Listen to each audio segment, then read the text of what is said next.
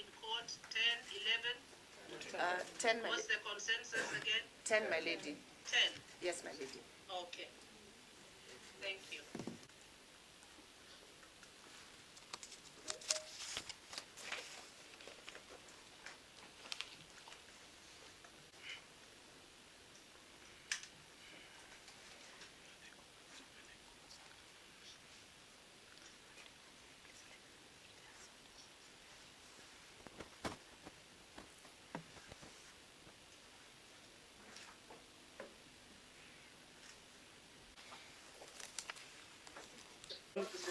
Yes. Because even if you give us a virtual date, the accused number one will be not present on the platform. Why? So Why? You seem to know something I don't know. Tell me. Yes, Why won't he be present? Yes, let me tell you. Because if you look at the file, many times the accused person has been not coming virtually. I don't know that I love William Mutende. It is better for this matter to come into open court. So you want me to cancel online? You want us to meet physically on 19th of February? Have a good day. Next. My lady, your kind permission mentions I won't take much of the court precious time. Number 12 and 13 because listen. If your colleague is in agreement, I have no problem.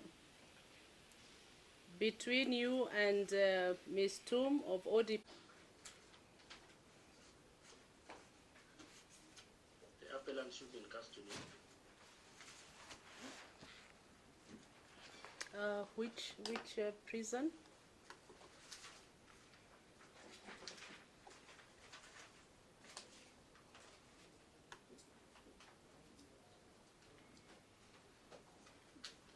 Is Langata on? We need to call them so that they are online when we mention the matter. So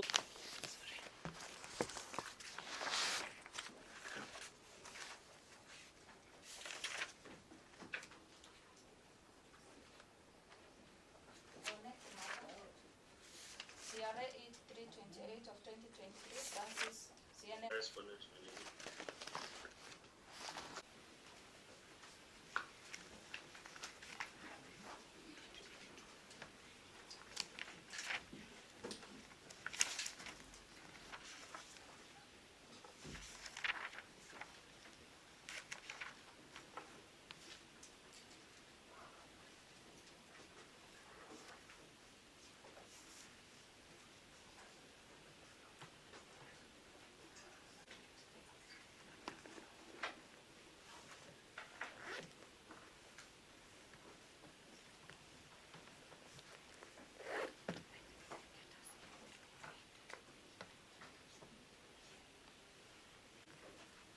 Chengo,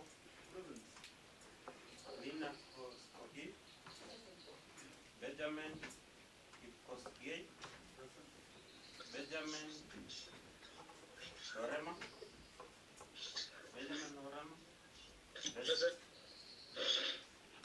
is there anybody here saying? Benjamin Lorema, that is the 6th suspect. So he's present online, eh? Have you said about Benjamin Lorima? Benjamin Lorima. Lorema is present virtually. yes, madam. Oh, he's the one present virtually. Okay. Volker, Yes. Cyprian Robin, Mohammed Ali, Will, Mohammed Ali, Mohammed Ba, Mohammed Ba, and maybe for purposes of forum, I appear alongside my colleagues, Mr. Jalson Makori. Who?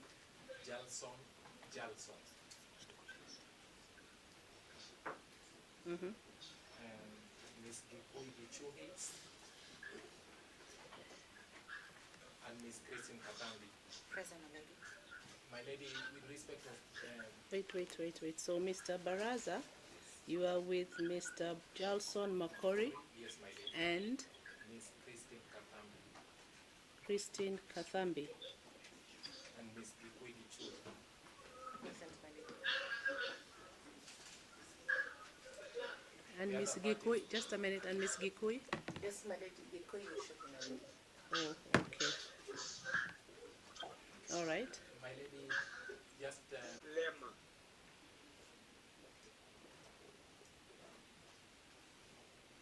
Then from Okay. International Justice Mission, Mm-hmm. we do have the Justice Mission, IJN.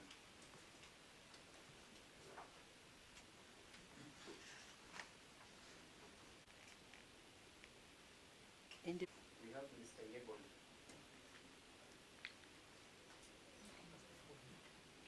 Listen, my lady. Okay. This is Emmanuel Yegon. Okay.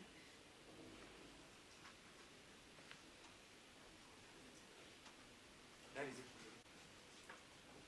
I'm appearing together with Mr. Kipkuto, With who? Kipkuto, the Independent Policing Oversight Authority. Hi.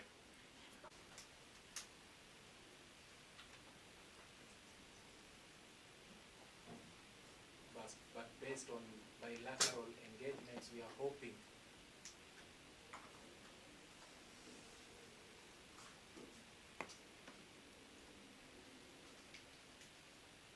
that any request for international assistance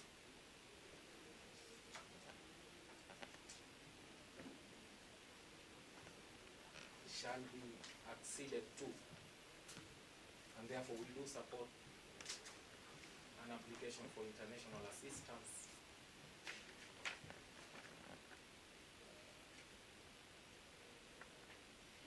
with respect to Mr. Barr.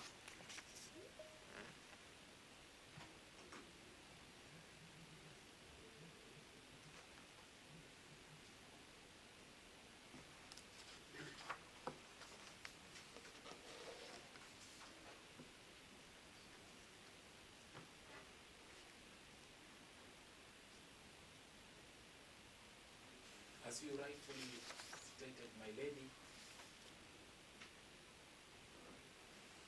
we are past the judicial review challenges.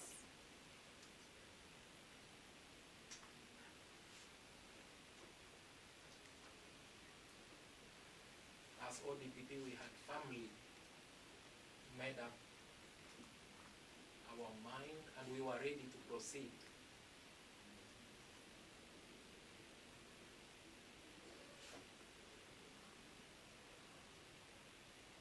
We have always been. However, Article 61 of the Rome Statute, my lady, requires for presence of parties during confirmation hearings for charges.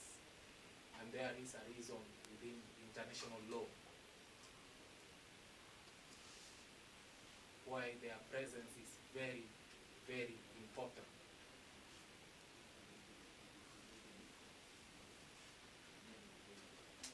Before the pre-trial chamber. And that's why we are saying this court has combined all those functions.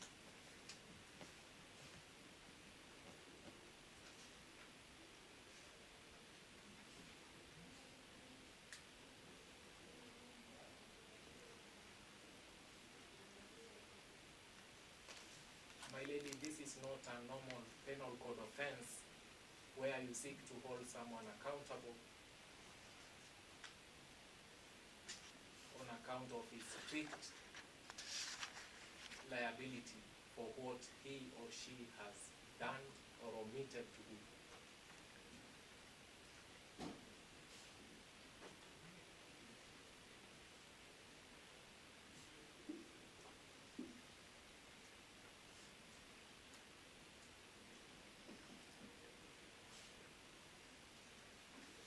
These are high atrocity crimes.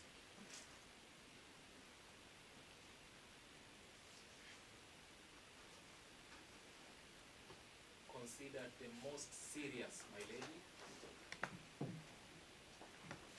because they affect the whole of humanity.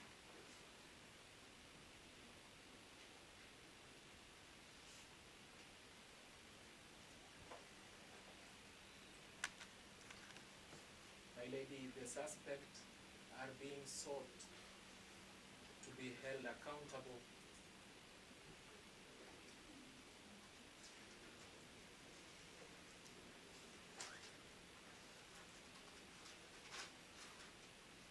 jointly and severally under the doctrine of command responsibility or superior, under their role as superior commanders.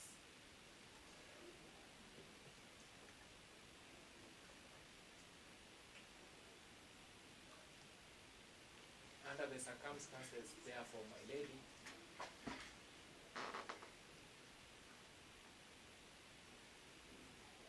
and because Mr. Barr has not been produced,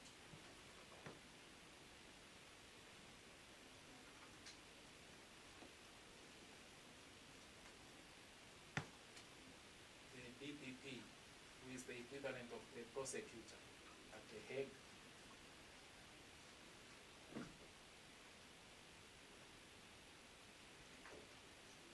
wish to humbly pray for an adjournment and more time.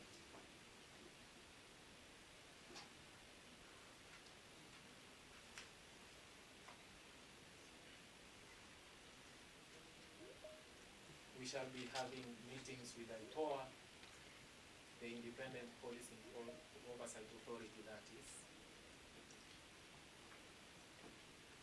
and to review the charges, my lord.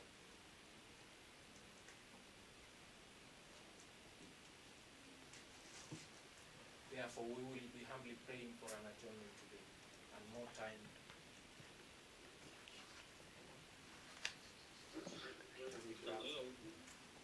And amend for the organization Utuwetu. So now you're present. Okay. My name, you also have the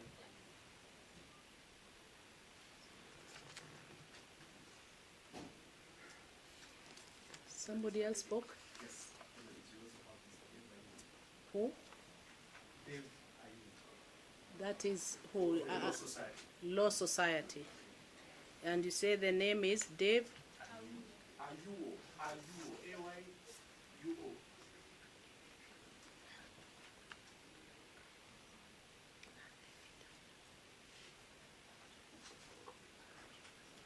Okay. So now to the defense.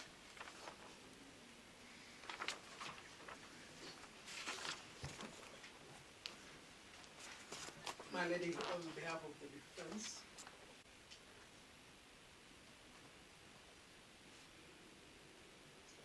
we are mindful of powers related upon the Director of Public Prosecutions by the Constitution.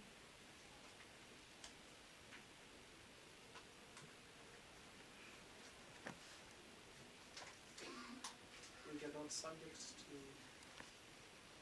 any direction of control, not even from the suspects and the accused persons.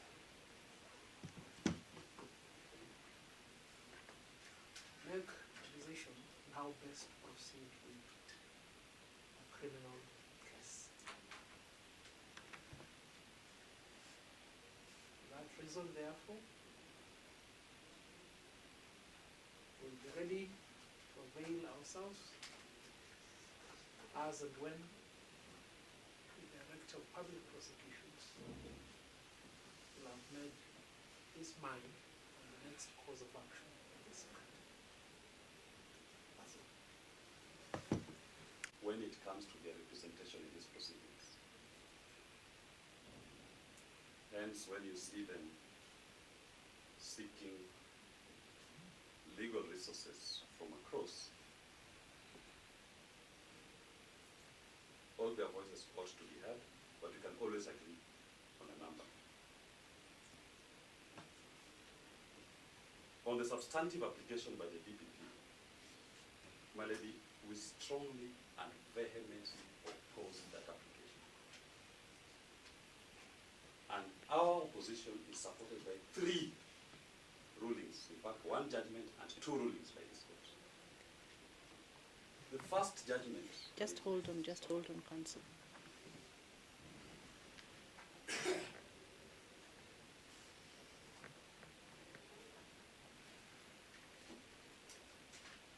So you object to the ODPP's submission? Yes, ma'am. Justice Kanye Kimondo, when he made his first ruling, was very clear on the terms of that ruling. Plea be taken on a specified date.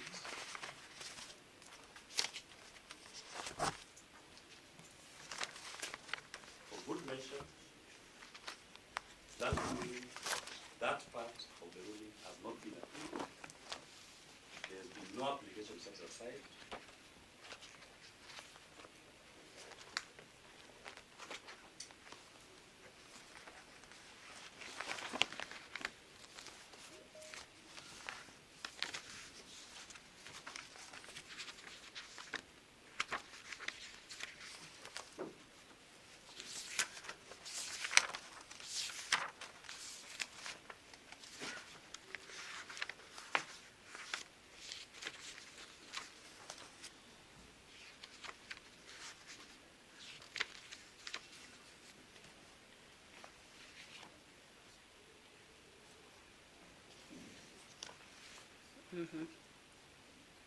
That ruling has never been appealed.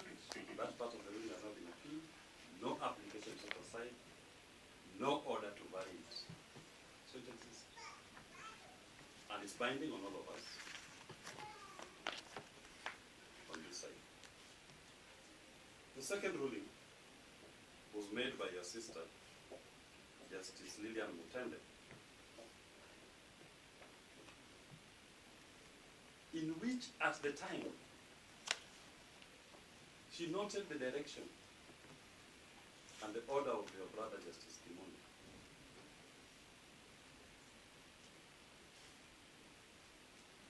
But out of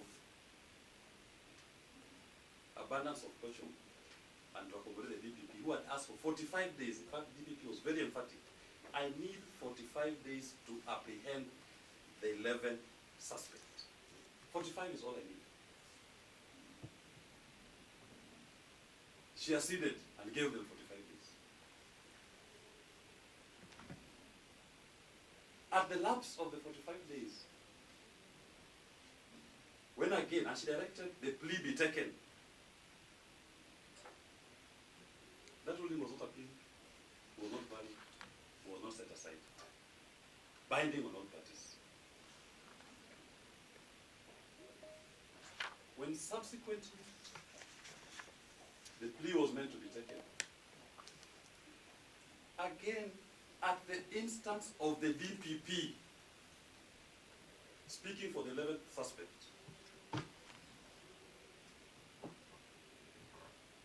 they asked for more time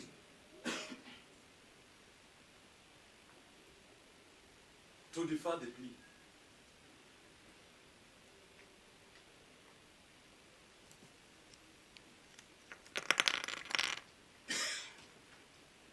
And she said, "They're trying me, but I'll give you one more chance."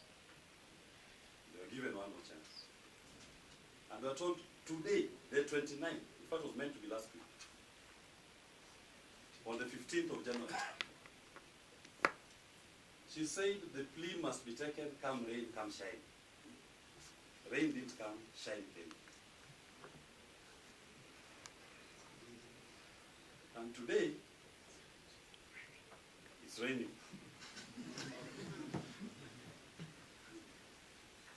This plea has to be taken because it has rained, it has shined on both occasions.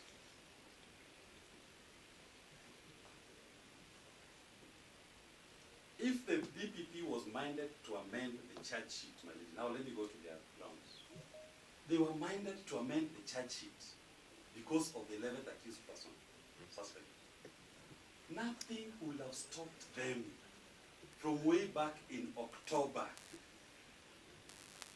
through the labyrinth of arguments before your Assistant Justice Mutende. They had more than 4 months, cumulatively, more than 120 days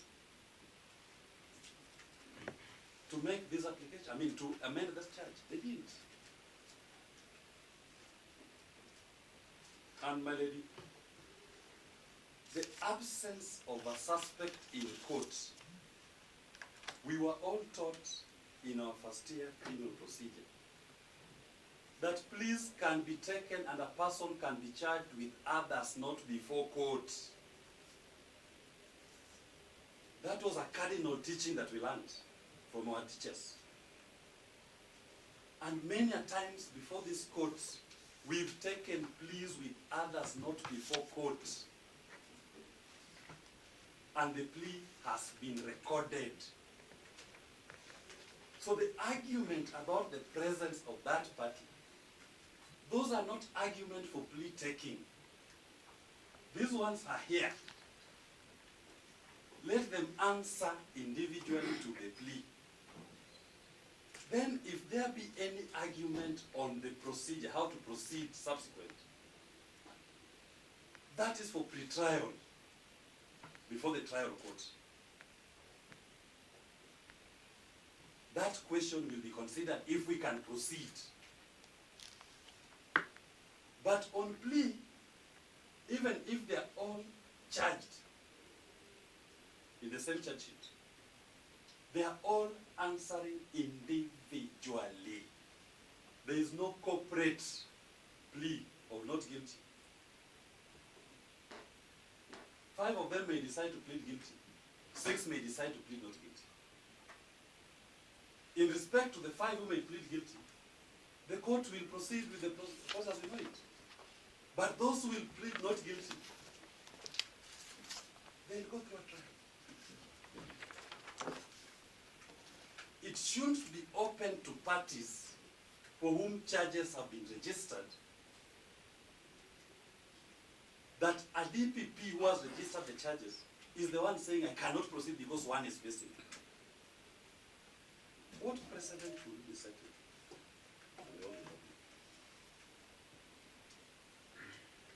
On the question of application of the IC, the Rome Statute,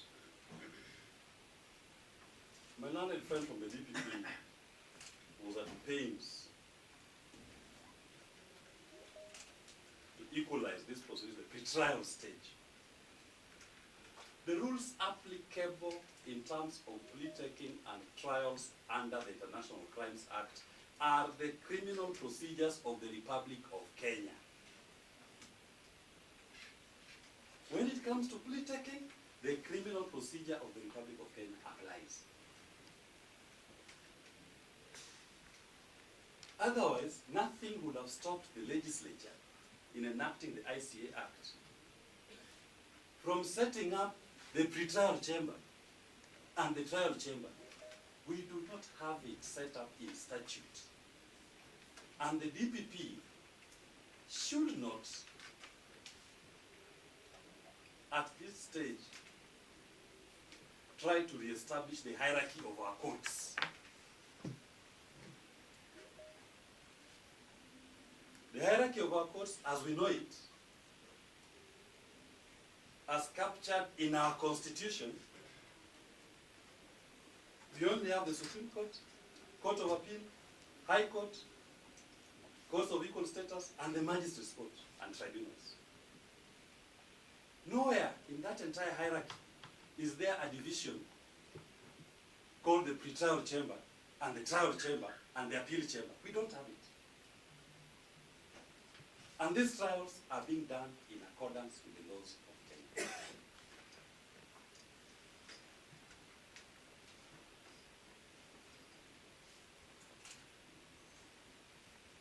My lady, I plead to this court to consider the plight of victims. Victims who have suffered for now more than 7 years, waiting for a day when they can come and tell their story and get justice. Article 159 of the Constitution talks about justice to be administered without delay. Justice to be administered without delay.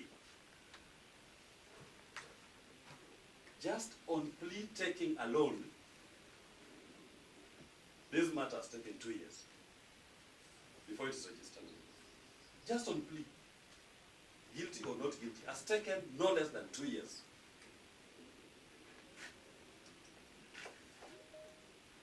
Even if we were to compare now the parity of arms, these victims crying for justice vis-a-vis the suspects who are arraigned. And one of them is even a commissioner of police promoted subsequent to the atrocities. Are we being a country that is conscious? Anything else that has not been said? Go on, Council. Yes, yes, my lady. My lady, to it that should give effect Article 150 as well as Article 2, Chapter 1 of our Constitution, Sub-Article 1, Statute at Article 61, is that they have the option where the accused has fled and cannot, and also refer the court to the Rome Statute as read together with the International Crimes Act. Those sections, are they in the Rome Statute that you want? The Section 2? 4 and 5 that allow these charges to be read in the absence of a suspect.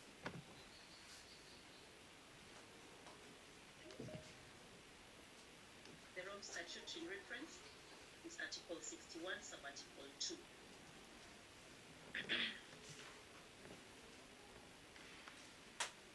Further, my lady, as well as Kenya National Human Rights, NHCR.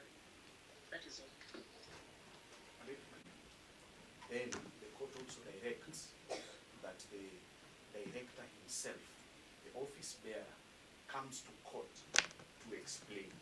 The reason why we are saying this is, as the hunter learned to shoot without missing, so did the bird learn to fly without That's a passing. mouthful. I can't get that. And Tell me. what I'm trying Simple to say- language, what just I'm tell trying- me. What I'm trying to say is that we are seeing a pattern where this matter is not taking off. So if that then would be the trend, then it would be important to find out from the director himself what is happening, if at all, the application for amendment were to be entertained. Although, So your instructions, yes, for the fourth time, but your instructions from LSK chair yes, are that, now continue.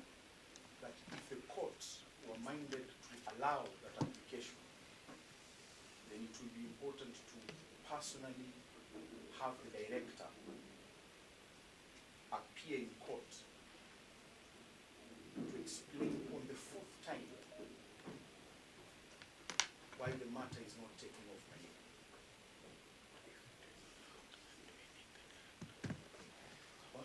One very crucial thing that the court should remember,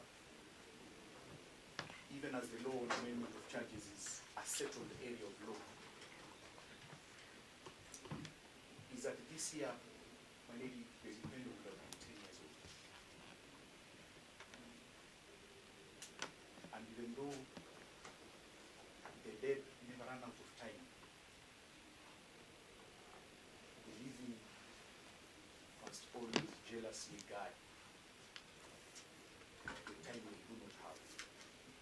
The family is looking at the court, and the 49th president of the Law Society reminds me that the DPP is like your mother-in-law. You never want to antagonize your mother-in-law, but I'm finding myself in a very curious environment where defense counsel and the prosecution are, they are supposed to be jilted lovers, not lovers actually, so that they are not supposed to agree in simple terms. In most jurisdictions, they sit on opposite sides.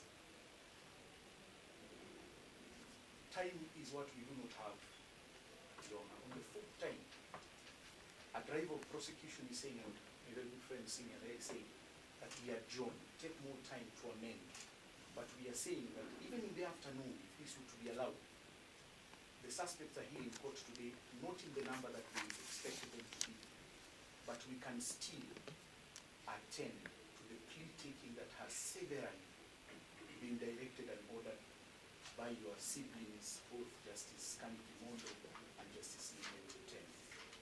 And just off the record, perhaps, my lady, if we could conduct the afternoon session as you direct in a different court where we can all sit down. I'm trying. I have a bad leg. Oh, apologies. We don't have enough space for all of you. The president will say it's my weight, but it's not. Okay, we'll take that. We'll ask the court administrator to look into that. Yes. I thought you just wanted to stand. Now you gentlemen, ask you those all are to sit housekeeping issues. I'll leave them to you. I'm on this side now. Are we through? We've had the victims team. Oh, you have not spoken. I have not spoken. Okay. Yes. Just a minute.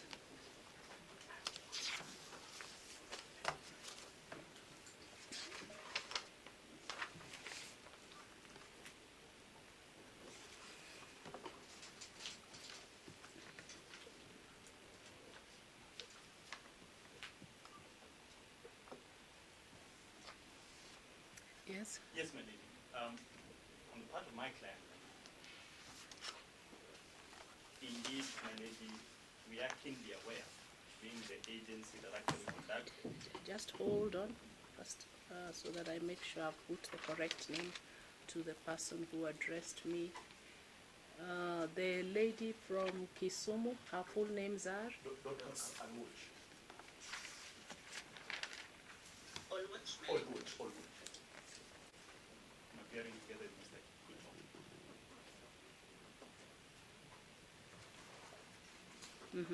My lady, I was saying, being the agency that conducted this investigation, we are keenly aware of the suffering of the victims in this case and the impact, my lady, the delay in this matter is having, my lady, on the victims. My lady, on our part, my lady, we are keenly eager, my lady, if plea could proceed today, my lady. My lady, and if this court is minded, my lady, to allow the application by the EPP, my lady, we have our investigating officers here in court. We can canvass with the DPP as he suggested today, my lady. And the DPP can come up with amended charge sheet. And we take plea in the afternoon. So you have the investigation officers in court, Yes, eh? my lady, they are in court.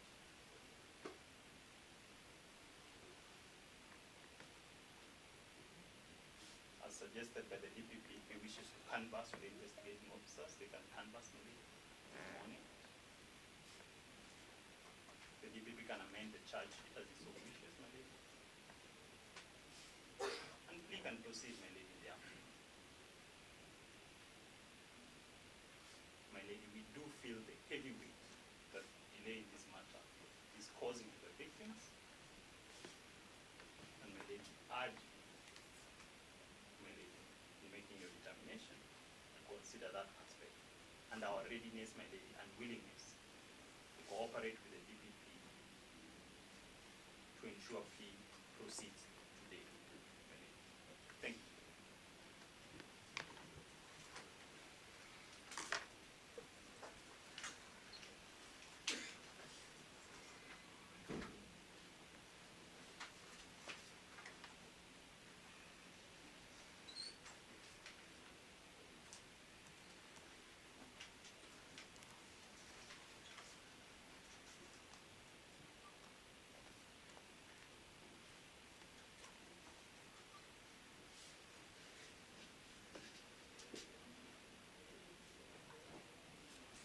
Thank you, most obliged, my lady.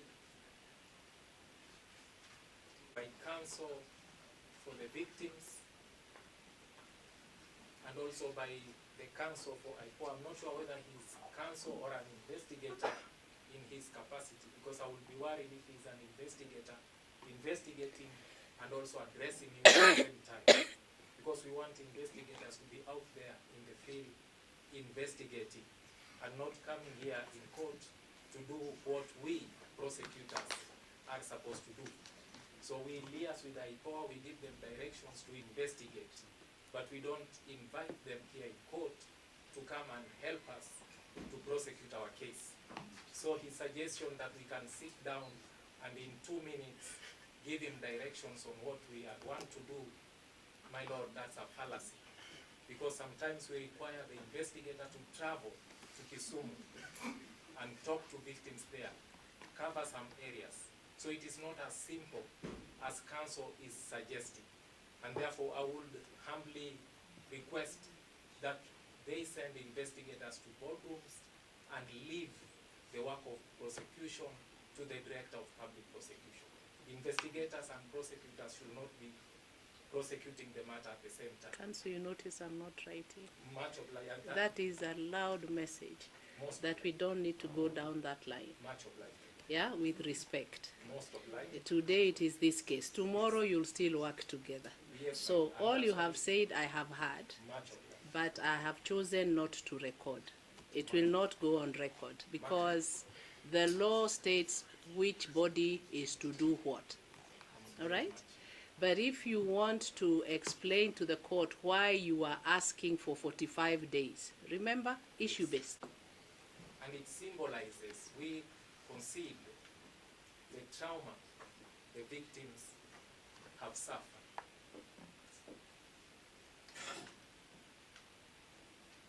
But in the cold and the gloom,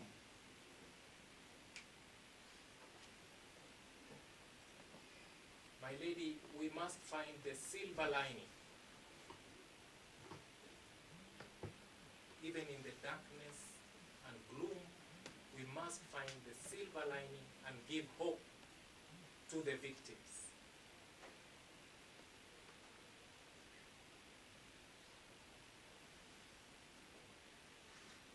Not despair.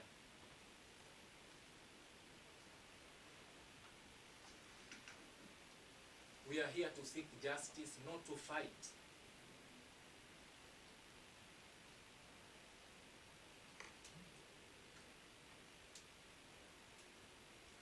We are being told of a hunter who learned to shoot without missing because the bird learned to fly without perching.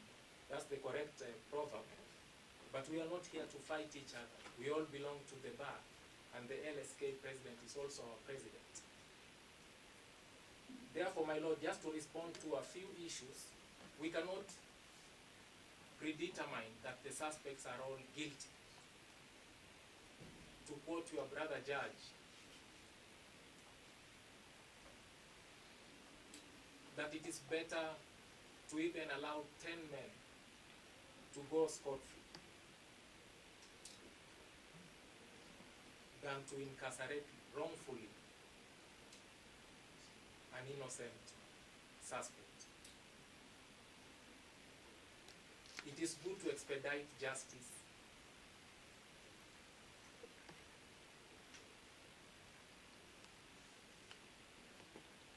but we have to ensure procedural safeguards are in place.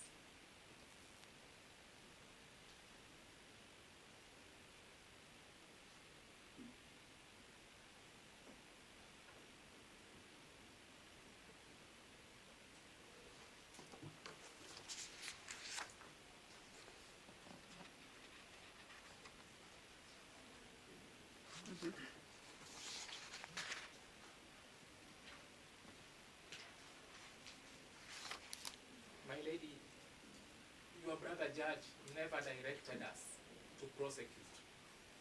He simply placed the matter for mention so that other processes can go on.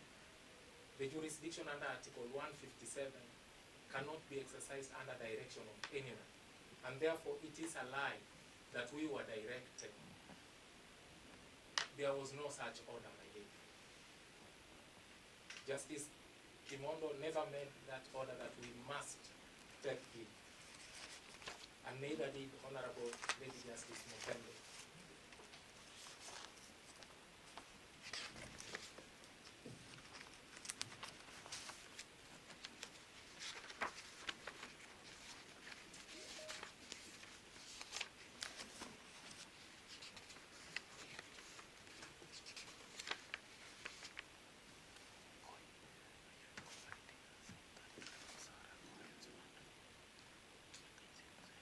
That was a judicial review case in which the decision to charge had been challenged.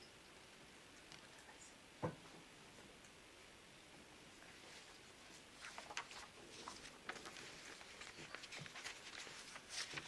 believe it's a court of record, and the rulings will speak for themselves. Yes, that's why I'm going through the record, because I'm the only one who is new to this matter. All of you are telling me everything. So as I write, I need to look at the file and see what my colleagues in dealing with the matter had indicated. So bear with me.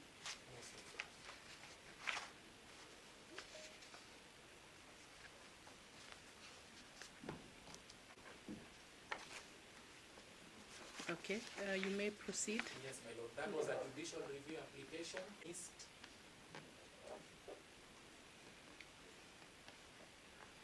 And therefore, as ODPP, we did not need to appeal Honorable Justice Kimondo's decision, because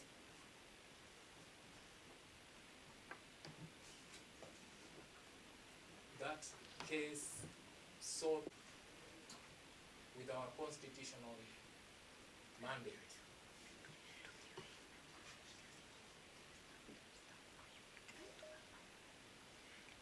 Exercising its own jurisdiction.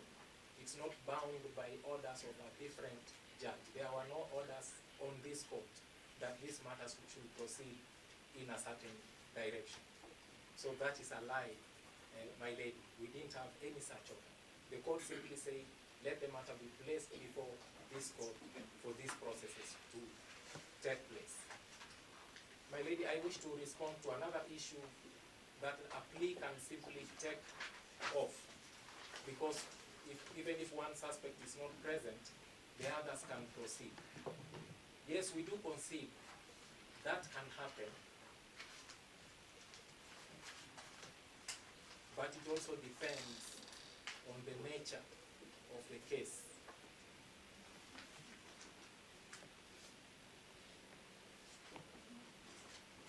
Not all cases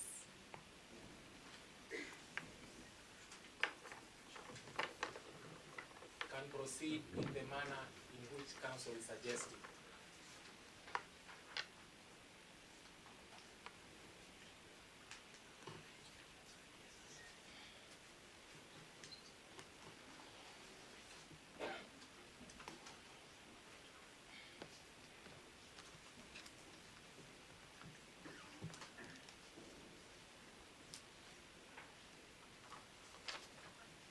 Seeking accountability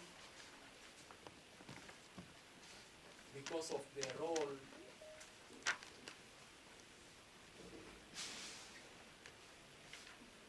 each suspect played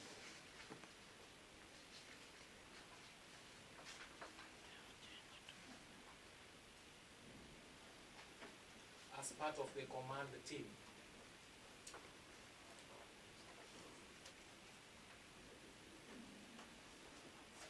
The responsibility is based on the Rome Statute principle of command responsibility.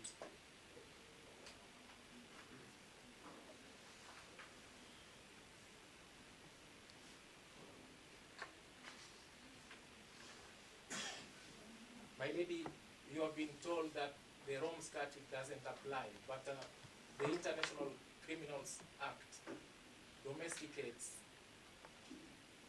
the Rome Statute.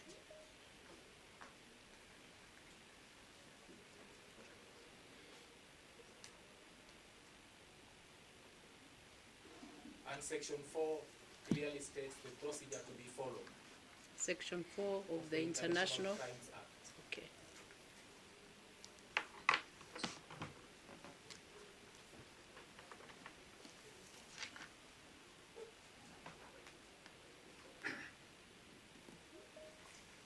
Section 7 also clearly states that proceedings and the law applicable is the international, the Rome Statute and the the proceedings at the International Criminal Court as applicable before the International Criminal Court.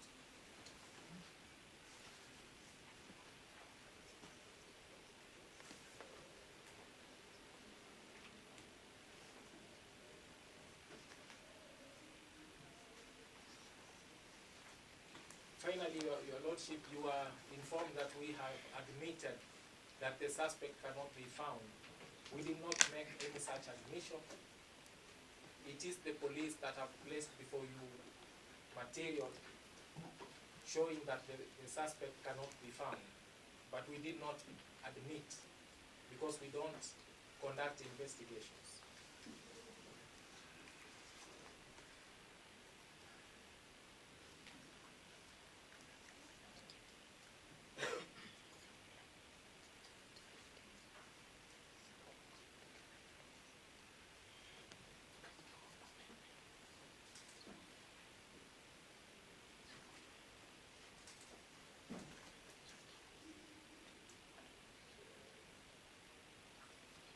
That's why we say that we support the application for international cooperation to seek assistance from an international state party. None of the counsel for the victims has indicated whether they support that or not.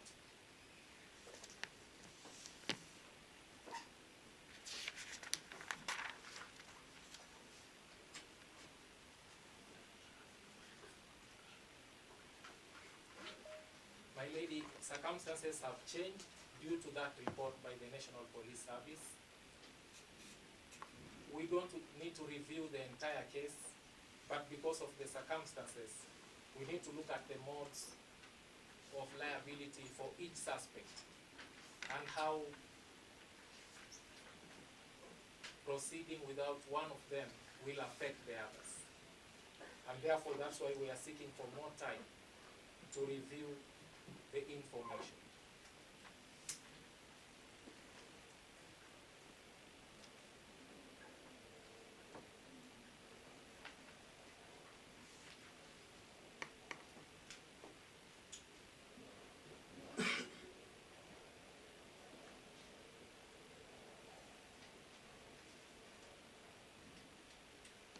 We all agree that victims need justice, but justice is not paid at the conviction of an accused person.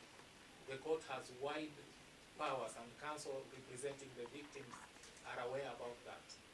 The right to reparation and the right to other remedies is not restricted to having an accused person convicted. And therefore, proceeding on the premise that the delay of a criminal case will prejudice the right of the victim to justice, my lady, that is not the correct position.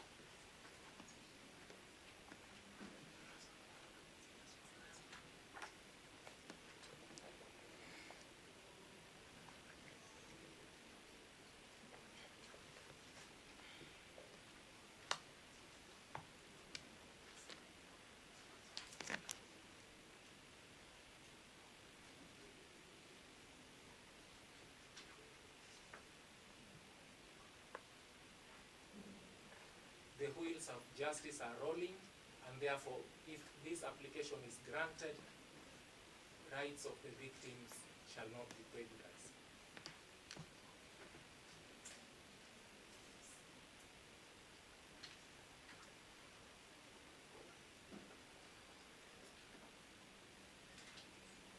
We will humbly be praying that we be given more time. And the LSK president is welcome to our office anytime, my lady. Or any other Kenyan seeking information from our office, anytime our doors are open. A court order is not necessary for the for the president to come. Are you sure you want to go down that line? My lady, they opened that door. No. You see, if you can agree out there, that's fine. We have no problem. I hope you will come for a cup of tea. That's okay. That's okay. In fact, that's the way it should be. But I don't think I'll write that. I'm just a vice president. I'm not the president. There are lessons. Gentlemen, let's focus. Yes. My lady, we humbly pray. Under Article 157, we act in the interest of the Republic. We are mindful of the rights of the suspects as well as the victims.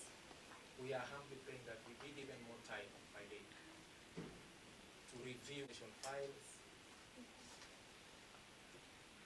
We shall be having long sessions with our brothers from my board, not 30 minutes. We need a lot of time. That's all, my lady. Right? The portal where anyone can log in and read. This record is a public record. You can go to the DR and ask to peruse. And I have told you, I have not read the whole file. In fact, from your submissions, I've had more than I knew of the matter. But I skimmed through and I saw there were 2 decisions by Honorable Justice Kimondo, there were 2 decisions by Honorable Justice Mutende, and there was the inquest that was conducted and concluded in Kisumu. Yes. At least those 5, I can to be satisfied that all of us have what I have. But if we keep saying, and you say this, then I say this, we will lose. No, he does. Trust me. I know what you want to read. I know you want to read paragraph 63, and you will not read it. I know. I know. Trust me. Trust me. Yes. Yes. No. If we go down that line, wait, Mr. Kaba, please. If we go down that line, how come I've just told you what the paragraph is? Yeah. So I want. First, if anybody is saying you do not have those rulings, I'm ready to allow that you can peruse the court file before the DR and get copies of the rulings. They are written in English. We'll all read them. So let us not go back and forth saying, no, the ODPP did not look at this. I am happy that we have the rulings, all of us. Anyone who does not have and would like to, this file will be available with the DR. And I know what was said in those rulings. Can we leave it at that, please? Thank you. My lady, I just had one thing, just a few things to say, which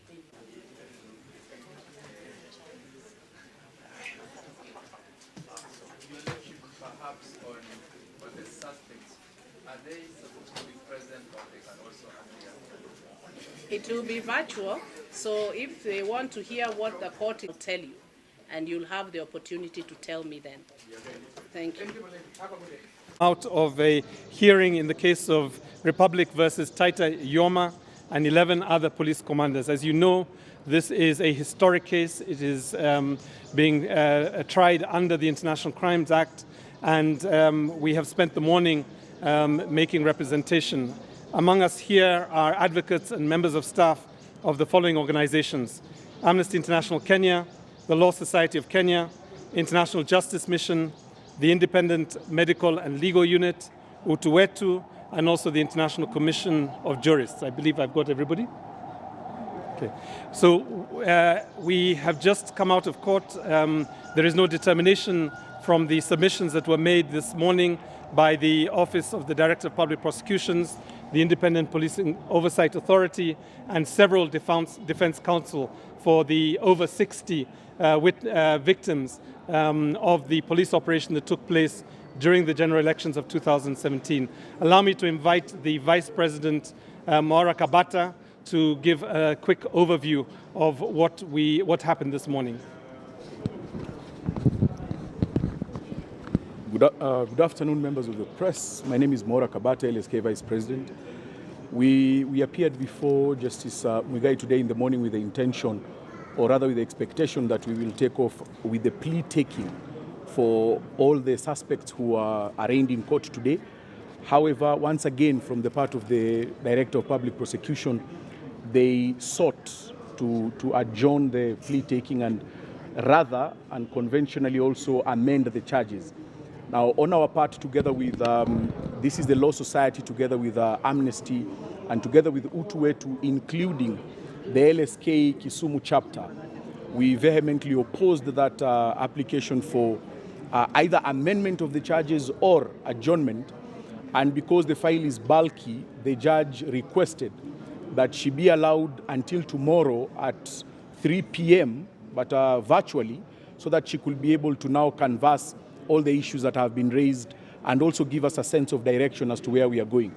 It should not be lost that the preceding judges who have handled these matters, this is Justice Kanyi Kimondo and Justice Lilian Mutende, have on repeated occasions ordered and directed that this plea be taken. And in fact, Justice Kimondo went ahead to even give a timeline of when the plea is to be taken. On our part, we are extremely disappointed with the decision by the Director of Public Prosecution to either adjourn the plea taking or amend the charges. You will realize that before, and this is the fourth adjournment, there have been many instances where the court has directed that the plea for all these top police officers be taken at a specific date. So the reason that we are getting from the DPP, and you will well note that the submissions from those who investigated these atrocities in Kisumu, which include atrocities such as rape, murder, forceful deportation of persons, were done by an independent office. This is IPOA. So when it comes to the part of the DPP, they already have the ingredients that are required to prosecute. But we are seeing an instance where they are not prosecuting. And you'll remember that even the court itself at one point shied away from putting a mark on the part of the DPP on whether this is being done by forces outside the DPP. And you'll remember that the DPP is an office which is supposed to be independent in the Constitution, that its mandate from the Constitution and authority is to operate without the influence or direction of any person. So we are hopeful that tomorrow we'll still be here, and we invite you to come and document these proceedings because they are important for our sense of democratic health and for the sense of, importantly, the family and the victims. It should not be lost that Baby Pendo will be 10 years this year. I mean, we are talking about a human being. We are not talking about a bill in parliament or a policy that we are challenging. This time it is a human being who is not with us, a young baby who was 6 months old and is now completely taken off the face of the earth by activities that can be directed directly to members of the National Police Service. So allow me to invite Willis to also make a closure on this matter. Thank you very much. I'm Willis Otieno, advocate for Utuwetu, appearing for the victims in these proceedings. One thing that we must not focus on is that this case involves Baby Pendo, a 6-month-old baby who was clobbered on her head to death on her baby coat by police officers. This case is about accountability to the victims of atrocities that were committed in Kisumu, Nyalenda, Nyamasaria, Obunga, and Nyawita. And the police officers who are the command of the units that committed these atrocities, they deserve to have their date to answer in court for what their respective units did. The unfortunate thing that we must point out, some of the named suspects in this case have been promoted. They've been promoted since the atrocities took place. They are now holding senior positions in the National Police Service Commission as we speak. Number two, we must call out Renson Igonga, the DPP. If the DPP is not interested in prosecuting this case, then he owes Kenyans an explanation as to why he does not intend for plea taking to be done in this particular case. There is no day this matter has been deferred at the instance of the victims or at the instance of the courts. All the adjournments have now been, since the Justice Kimondo ruling, have been at the instance of the prosecution. The DPP has been coming to court that is not willing to have the 11th suspect to take plea because one person is not present. That is a fallacy. People are charged in these courts every day with others not before court. Plea taking can take place at any stage of proceedings, and the DPP deserves and needs to give Kenyans an explanation why in this particular instance he is reluctant to have the 11 suspects to take plea just because one person is missing. And it's not enough for him to say or try to throw it to the courts and to say he wants to now amend the charge sheet. They have had that charge sheet now for more than 5 years. They have not acted on it. Now they're asking the court to give them more time. All this is a delaying tactic to deny the people of Kisumu, those who suffered from the atrocities committed in 2017 and 2018, the opportunity to face their tormentors or those who had responsibility of the units that committed their torments. Thank you. Thank you very much. We will give a statement once the ruling is given tomorrow at 3 p.m. Thank you for following up today. It's good to see so many of you here. And I'm sure the family of Baby Pendo, particularly Lancelet Achieng, her mother, would be very heartened by the level of public interest in this case. As you know, of course, the governor of Kisumu spoke about this a week ago, and so did Chief Justice Kwame as well. Thank you for coming.